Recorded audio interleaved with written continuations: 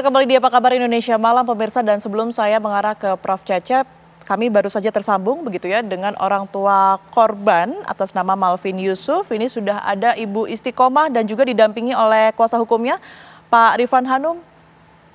Selamat malam Ibu Istiqomah, Assalamualaikum.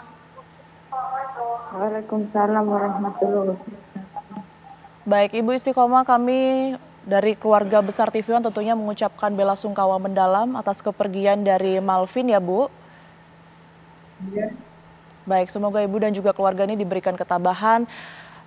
Saya ingin sekali mendengar cerita Ibu begitu ya, berkaitan dengan awal mula pihak sekolah untuk kemudian ini menawarkan Malvin, anak Ibu, tergabung dalam study tour pada beberapa waktu lalu. Ini seperti apa, Bu Istiqomah?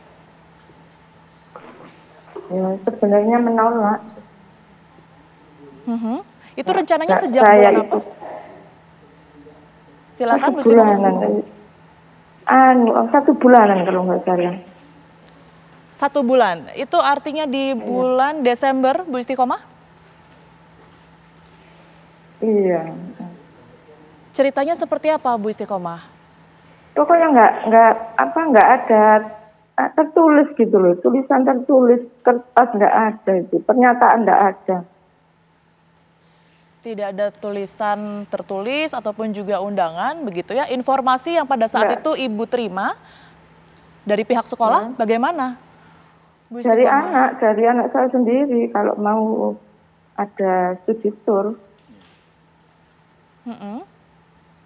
Itu pada saat itu dijelaskan mungkin berapa lama, kegiatannya apa saja, dan memakan biaya berapa mungkin, Bu Istiqomah? Mendadak itu. Saya bayar juga mendadak itu bayarnya. Baik, untuk kegiatannya, Bu Istiqomah? Kurang jelas juga, nggak tahu. Jadi kurang sama jelas, sekali tidak ada informasi ya? Iya, nggak tahu. Baik. Untuk biayanya, ini berapa rupiah yang pada saat itu Ibu keluarkan, Bu? 500, tapi saya bayarnya 300 dulu. Baik, Ibu mencicil begitu ya? Iya. Pada saat itu Ibu langsung merespon atau mengizinkankah atau seperti apa, Bu Istiqomah? Tidak mengizinkan sebenarnya. Kenapa Bu pada saat itu tidak mengizinkan? Ya karena apa ya, yang pertama biaya, terus cuaca juga.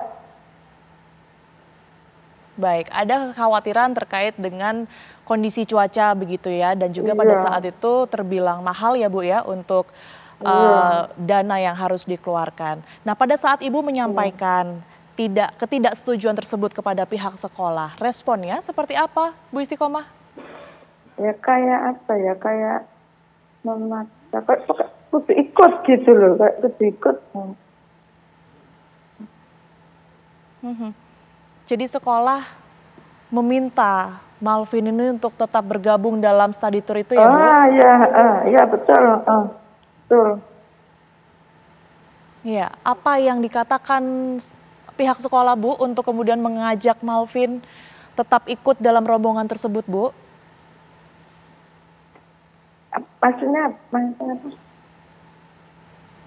Kurang paham. Yang dikatakan pihak sekolah mungkin untuk kemudian tetap mengajak Malvin ini seperti apa, Bu Istiqomah? Ya, ajakan untuk ikut, pokoknya ajakan merayu, ayo Malvin ikut ya, temannya ikut semua. Sekolah ini mewajibkan Malvin untuk ikut, artinya Bu Istiqomah? Iya, kayaknya ngerayu gitu loh, sebenarnya nggak mengizinkan. Merayunya dengan cara apa, Bu? Ya anaknya dipanggil itu, saya ke ruang guru itu. Baik. Iya. Setelah pada saat itu Malvin berangkat akhirnya. Nah, setelah itu komunikasinya seperti apa, Bu? Sampai pada akhirnya Ibu mendengar bahwa ada kejadian tersebut. Nggak ada informasi dari sekolah itu, nggak ada. Kalau anak saya meninggal itu nggak ada dari sekolah. Tahunya saya pergi sendiri itu ke dinas pendidikan, infonya. Pertama kali Ibu mendengar, Bu, bahwa Malvin ini kecelakaan begitu ya, mohon maaf sebelumnya. Ini dari siapa, Bu Istiqomah? Ya dari sosmed itu, suami. Suami terus telepon saya, suami juga dari sosmed. Suami Ibu diinformasikan oleh? Sosmed. Sosial media. Iya. Baik, tahu dari sosial media. Lantas setelah itu komunikasi pihak sekolah ke Ibu seperti apa? Apakah sempat menemui kah atau bagaimana, Bu Istiqomah? Enggak ada. Cuma setelah meninggal ini baru diberitahu. Cuma ya telat.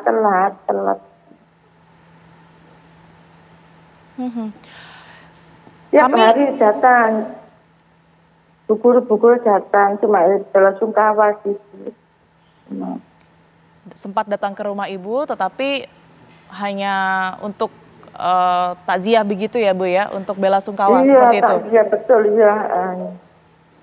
Kelanjutannya belum ada pembicaraan, Bu Istiqomah? Belum ada. Baik, kami mendapat informasi Bu Istiqomah bahwa pihak Anda dari keluarga Malvin, almarhum Malvin ini ya Bu ya, akan menuntut pihak sekolah. Nah ini seperti apa Bu?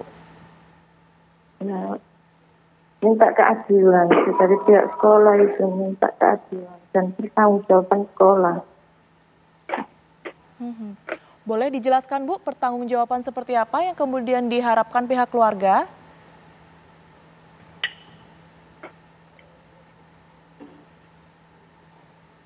Bu Istiqomah, masih tersambung Bu? Iya, masih. Baik. Masih. Baik. Bu Istiqomah ini juga didampingi ya, begitu oleh kuasa hukumnya. Iya. Atas nama Pak Rifan, betul ya? Selamat malam Pak Rifan. Selamat malam. Baik Pak Rifan, boleh dijelaskan kalau saat ini kan Ibu Istiqomah ini ingin menempuh jalur hukum begitu ya, ingin menuntut. Nah keadilan seperti apa yang kemudian ini ingin didapatkan Pak Rifan? Betul sekali. Jadi kami selaku perwakilan dari keluarga menuntut keadilan yang seadil-adilnya. Dari mulai siapa yang merencanakan, siapa yang menentukan tempatnya, siapa yang memberikan tarif dasar 500.000 itu, siapa yang mendapatkan keuntungan daripada peristiwa seperti ini. Seperti itu, Bu. Kalau Anda sendiri melihat, di sini ada pihak yang kemudian ini dengan sengaja untuk mengambil keuntungan, seperti itu Pak Rifan?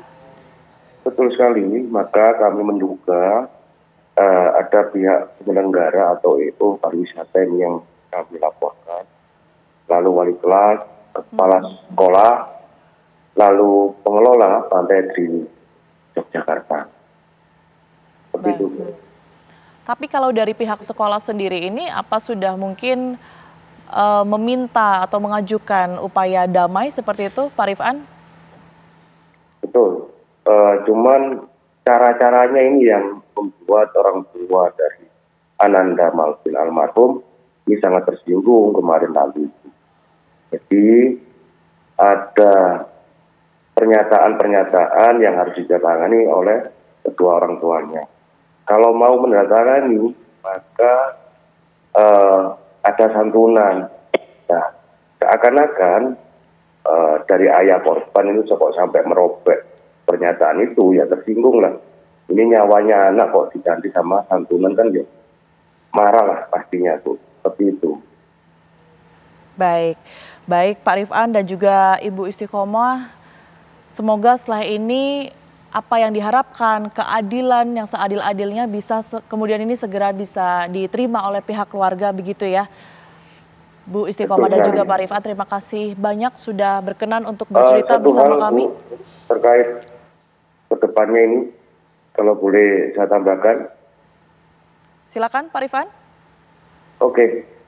Lalu ada surat edaran dari wali kota. Ini sifatnya hanya edaran untuk tidak melaksanakan audit plat. Kami berharap pada PJ Wali Kota Mojokerto itu bersedia membuat surat keputusan dalam waktu yang tidak dapat ditentukan ke depannya. Jangan hanya edaran Pak PJ, tapi larangan bentuknya harus tegas, bukan sifatnya himbauan. Karena kami tidak ingin ada Malvin-Malvin yang lain di sekitar kita maupun dari keseluruhan di warga kita semuanya. Seperti itu, Bu. Baik. Baik, terima kasih. Sekali lagi Pak Rifan dan juga Ibu Istiqomah, sekali lagi kami mengucapkan duka cita yang mendalam. Selamat malam. Baik, kami akan langsung meminta tanggapan terhadap Pak Wamen ya. Pak Wamen masih tersambung bersama kami. Ini bisa langsung ditanggapi, tadi sudah ada keluhan bahkan tuntutan dari pihak keluarga Pak Wamen terhadap pihak sekolah begitu ya. Karena awal mulanya ini tidak mengizinkan, pada akhirnya mereka merasa untuk kemudian ini dipaksa dan juga ikut pada akhirnya menjadi korban dari kegiatan study tour tersebut Pak Wamen. Anda melihatnya seperti apa? Ya baik, terima kasih. Jadi tadi Pak Satriwan ya, Betul. mendeskripsikan dua kegiatan ya, apakah itu studi tour ataupun field trip, dua-duanya kan melibatkan unsur dari sekolah ya. Dan yang kedua, meskipun itu namanya field trip, tetap itu ada unsur wisatanya. Dan itu bukan sesuatu yang negatif gitu ya dalam hal ini, karena saya katakan tadi bagian dari pendidikan. Yang kemudian menjadi masalah itu adalah bagaimana studi itu atau field trip, studi tour itu dilaksanakan. Nah ini menyangkut banyak hal ya. Moda transportasi, tujuan dan lain sebagainya, termasuk tadi tentunya tidak bisa dibenarkan ya dengan mewajibkan, memaksa dan lain sebagainya. Ini kan akhirnya melahirkan tanggung jawab ya. Kalau umpamanya terjadi seperti pemaksaan dan lain sebagainya, ya tentunya ini kan tidak bisa dibenarkan, harus ada mengandung konsekuensi tanggung jawab. Nah, sebetulnya kasus-kasus ini banyak terjadi dan kami tadi menyimak yang disampaikan baik oleh Pak Satriwan dan terakhir tadi saya agak terputus ya, saya belum mendengar komentar dari Prof. Cecep. Ini mendorong kami untuk membuat ya regulasi yang komprehensif tentang hal ini agar tujuannya tercapai ya, dari kegiatan di luar sekolah tersebut. Karena kalau direspon secara kasuistik ya, maka akan banyak terjadi hal yang serupa ya. Sebetulnya kan studi tour itu juga bahkan dilakukan oleh sekolah swasta ya yang memiliki kemampuan finansial yang cukup, bahkan mereka ke luar negeri tentunya pakai pesawat. Hanya pesawat kan salah satu moda transportasi yang paling aman ya begitu. Nah masalahnya itu kan kemudian ketika terjadi musibah, kecelakaan, nah padahal di situ banyak pihak yang terkait dan pada umumnya itu kalau kami perhatikan itu moda transportasi yang digunakan itu tidak memenuhi katakan kelaikan ya untuk digunakan. Baik. Nah tadi kami diingatkan oleh Pak Satriwan ada edaran ya untuk terkait dengan moda transportasi. Tentunya dari informasi-informasi yang kami terima tadi ini mendorong kami untuk segera melakukan kajian dan yang nantinya akan membuat regulasi yang diperlukan agar tujuan dari kegiatan di luar sekolah tersebut tercapai. Baik, demikian, Mbak. Regulasi dan juga kajian begitu ya, tetapi nanti akankah juga ada sanksi tegas bagi sekolah karena tadi juga sudah ada desakan bahkan untuk kemudian ini memberikan sanksi kepada sekolah dan juga berkaitan dengan larangan ya. Jadi sudah bukan himbauan lagi, izin Pak Wamen, ini mereka meminta untuk dilarang secara total. Anda akan menanggapi seperti apa? Tentu pertama kita kan harus melakukan regulasinya dulu. Dan tentunya setiap pelanggaran siapapun ya itu harus bertanggung jawab. Harus mempertanggungjawabkan atas pelanggaran yang dilakukannya.